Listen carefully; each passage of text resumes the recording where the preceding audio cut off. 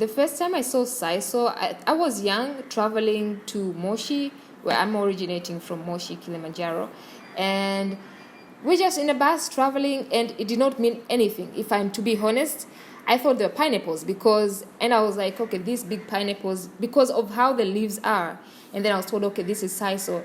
And, you don't think there's much that sisal can do. Like, seeing that plant there, you're like, okay, you cannot even eat it. So, you see a plant, you're like, okay, can I eat it? No, you cannot eat it. Then what is it for? Yeah. Dilara, Sophia and I live in Berlin. And before January 2021, neither did we know what a sisal plant looked like, nor did we know it had a colonial history. It all began with a few black and white archived pictures from sisal plantations in the former German colonies of East Africa. Where the photographs came from, who made them, the names of the persons on the pictures, all of that remained unknown. As we went looking for traces of German colonialism in sisal's history, we crossed the path of Leandra Alimo, who is working as a designer in Dar es Salaam. So it is actually challenging to work with sisal, if I'm to be very honest, because the fiber is a bit rough. So if you compare, for instance, for a person who's doing macrame by using cotton, if we were to use cotton, it would be super fast, I can tell you. Yeah, I can tell you because the cotton is quite very soft. And for us, we're used to use sisal since day one. It is challenging, yes, sometimes you have to have gloves and all of this. But then when you have that grip of it, when you wear gloves, it doesn't feel like you're waving for some reason. So you find you're taking the gloves away because you want to feel it. Yeah, you want to feel the fiber. A few years ago, Leandra Alimo was actually working as an architect. She quitted her job and created the design company Refixit to work with sisal. I wanted to create something that can actually be transferred to another generation and be, something that can be beneficial to the community, to the country, and cause impact, yes. The most common plant used in the sisal industry is the agave sisalana. Sisal is the name of a town in Yucatan, where the agave sisalana originally used to grow. A German botanist named Hindorf smuggled it into the German colonies in East Africa at the end of the 19th century. By 1914, some regions had turned into sisal lands, their landscape shaped by monocultures. In a way, Leandra and her company are working with remains of the colonial past. You don't get to see it spoken anywhere. Even some people, I can tell you, there's so many Tanzanians who don't know that sisal was actually a colonial plant. That's for sure, until a person gets to study or research about it. And I found the sisal in Tanzania is produced more or less of a single or double products, either as fibers or as twines.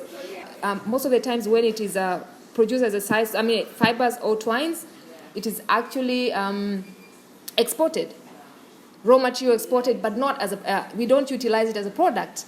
So you find we have a resource which can do a lot of things, but then most of it is just utilized as a raw materials. And you ask yourself, how is this?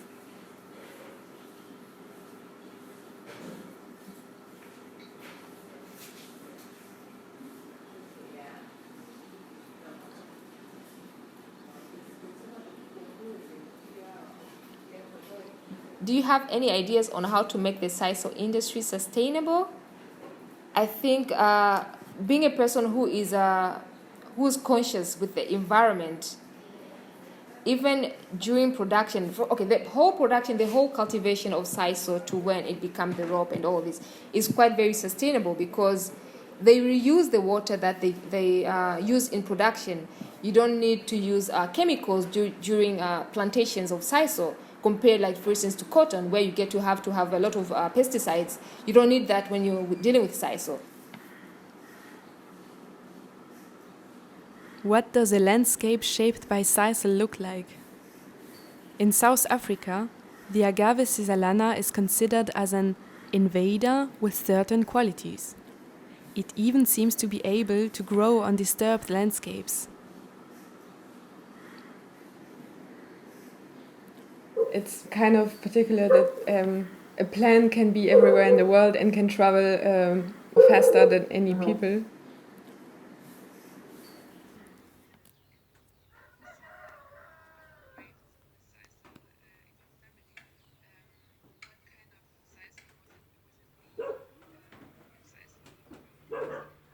1,000 sisal plants from Yucatan to Tanga imported by Dr. Richard Hindorff, the German botanist employed by the Deutsche Ostafrikanische Gesellschaft in 1890. 62 plants survived.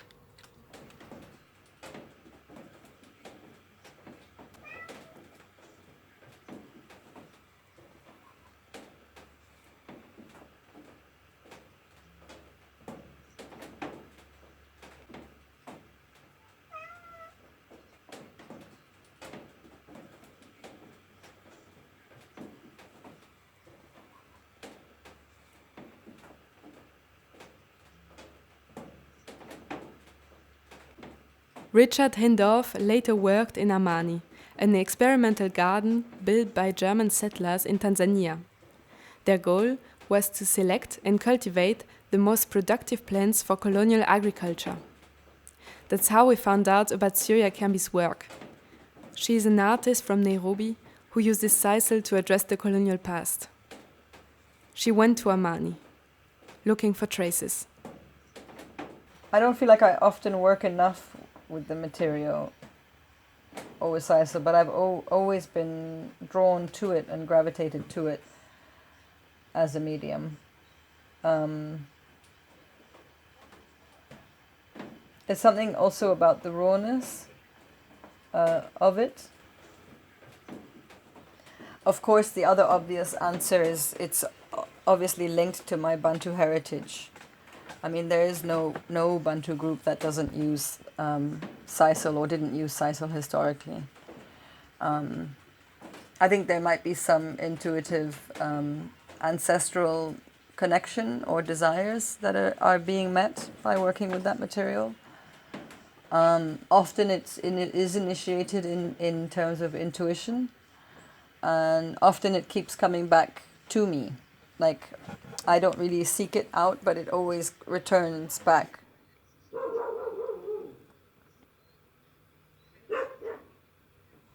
Agriculture was at the heart of the German colonial economy. Local inhabitants were evicted, their land removed, to be replaced by plantations. Many were forced to work for the German settlers. In 1902, colored workers on each plantation ranged 150 to 350, while white staff averaged 3. By 1909, 36,042 colored workers.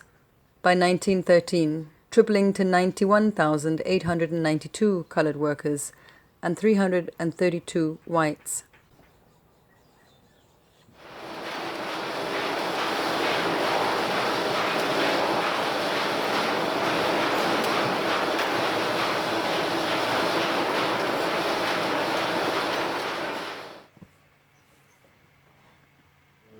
You know, there's a funny thing about the plantations. There was a time of like laborers who were being paid, but also like slave owners who were being paid. So the actual account of kind of, you know, it bypasses the record of being like counted within the time of slavery, because they're doing the math according to, well, we paid the slave owner, but you didn't really, you know, there was the slave owner didn't pay his laborers, so actually laborers didn't get money. So the way things are presented and portrayed is still evading the acknowledgement of the inequality.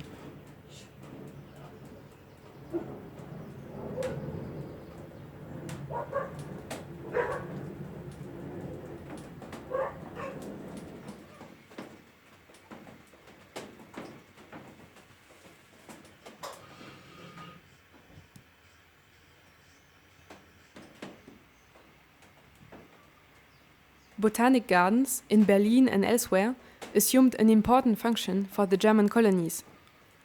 Not only did they collect and sell the weeds of profitable plants, but they were the window to the colonies. Big tropical houses, imagined to reflect the idea of a distant, exotic world.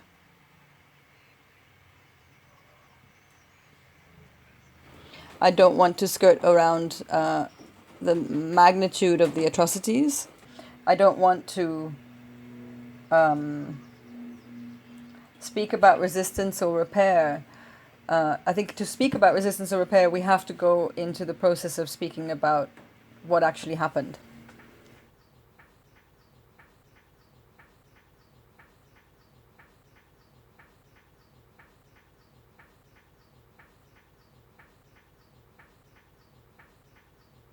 We started with a few pictures from sisal plantations and ended with hundreds of them. Questionable pictures taken by white colonial settlers showing black men, women, and children working. We also reflected a lot about archive and about archived photographs, but also documents. We wanted to ask you, how do you work with such documents?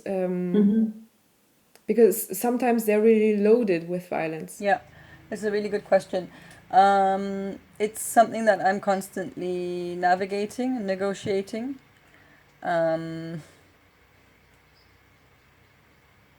Yeah, I'm not interested in reduplicating the violence, but I'm not essentially sure that I don't reduplicate it.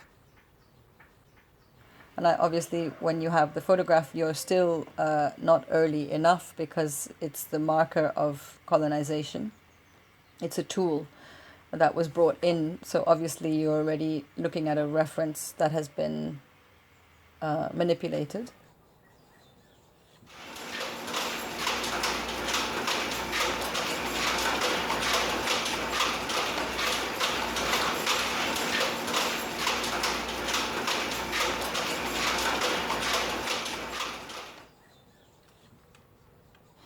I think what I saw in contemporary times, so like the mid 2010, 28, 2013, when I was in the Kilifi plantation, and what I think is also a pandemic of kind of employment in Kenya, and I guess this goes beyond Kenya as well, is the relationship, the power structure and the relationship between employer and employee still carries a history that's colonial.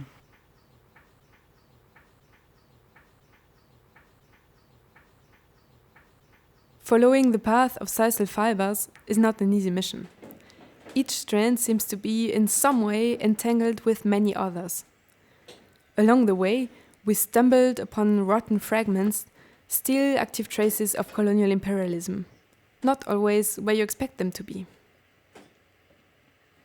So basically for the work, The Green Gold, I started to research, I never know how to say it properly, it's mother-in-law's tongue, the scientific name, I'm always mess it up with how I say it.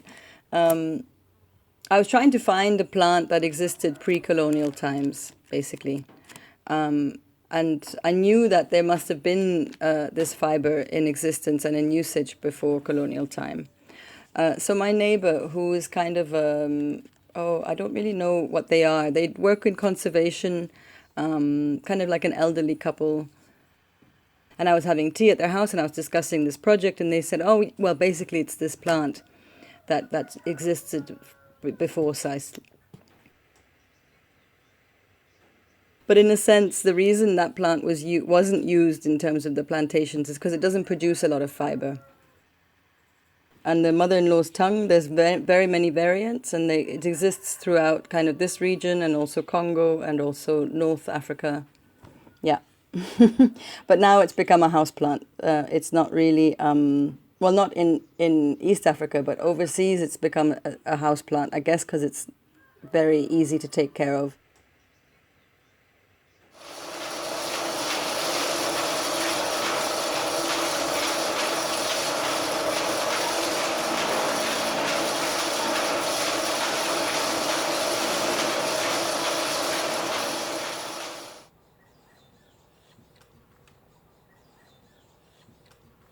Dear Sansveria trafficicata, We've never met, though I've seen you upon many a windowsills along my treks to wherever my work takes me. I believe my great-great-grandmother knew you well. You must have come into contact when she was making her baskets and mats. I'm amazed at how far you've travelled and how comfortably you sit within their living rooms, listening in on their stories of how their families moved across the lands. Does it feel strange to now be so common? Though your name still carries the weight of the past, as all our names tend to do. Your resilience is astounding. You don't need much, I know. So easy to maintain you and tame you. I guess it's part of life, no? This constant shuffle and metamorphosis. I wish you well. Sincerely, Sylvia.